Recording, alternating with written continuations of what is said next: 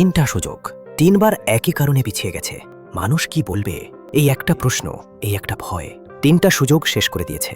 বয়স তখন 23, ঢাকায় পড়াশোনা করছে, মধ্যবিত্ত পরিবার। বাবা চাকরিজীবী, মাস শেষে বেতন আসে, সংসার চলে। বন্ধুরা সবাই চাকরির পেছনে ছুটছে, সিভি বানাচ্ছে, ইন্টারভিউ দিচ্ছে। কিন্তু সে অন্যরকম ভাবত।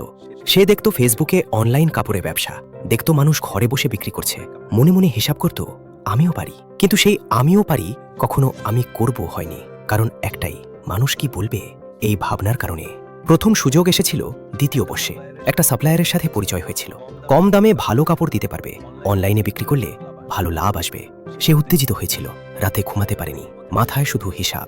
কিন্তু সকালে উঠে ভাবলে, বন্ধুরা জানলে কি বলবে, পড়াশোনা বাদ দিয়ে কাপড় বিক্রি, হাসবে না। সে সেদিন সাপ্লায়ারকে ফোন করেনি। সন্ধ্যায় বন্ধুরা আড্ডা দিচ্ছিল, হাসছিল, কথা বলছিল। সে মাঝখানে বসেছিল, কিন্তু আড্ডায় মন ছিল না। মাথায় শুধু একটাই কথা ঘুরছিল, সুযোগটা ছিল, আমি ফোন করিনি, সুযোগটা চলে গেল। দ্বিতীয় সুযোগ এসেছিল তৃতীয় বর্ষে।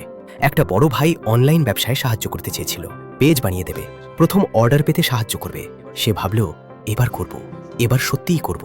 3 দিন ধরে মাথায় প্ল্যান ছিল, কোনো কাপড় বিক্রি করবে, দাম কত রাখবে, পেজের নাম কি হবে। কিন্তু চতুর্থ দিন সকালে মা জিজ্ঞেস করলেন, পড়াশোনা কেমন চলছে? সে বলল, ঠিকঠাক। মা বললেন, চাকরির কথা ভাবো, বাবার মতো একটা নিরাপদ চাকরি, এসব অনলাইন ব্যবসা টেকে না। সে কিছু বলেনি। সেদিন বড় ভাইকে বলল, আরেকটু পরে। রাতে শুয়ে ছাদের দিকে তাকিয়ে রইল, ঘুম আসছিল না। আরেকটু পরে মানে কখন, কতদিন পরে, কতটা পরে? কোনো উত্তর ছিল না। সুযোগটা আবার চলে গেল। তৃতীয় সুযোগটা সবচেয়ে বড় ছিল। পড়াশোনা শেষ হয়েছে, একটা সাপ্লায়ারের সাথে কথা পর্যন্ত হয়েছিল, দাম ঠিক হয়েছিল, পেজের নামও ভেবেছিল। সে প্রায় শুরু করেই ফেলেছিল। কিন্তু সেই দিন পাড়ার এক চাচা জিজ্ঞেস করলেন, কি করছো এখন, চাকরি হলো? সে বলল, না, একটু ব্যবসার কথা ভাবছি। চাচা হাসলেন, ব্যবসা? কাপড়ের ব্যবসা অনলাইনে?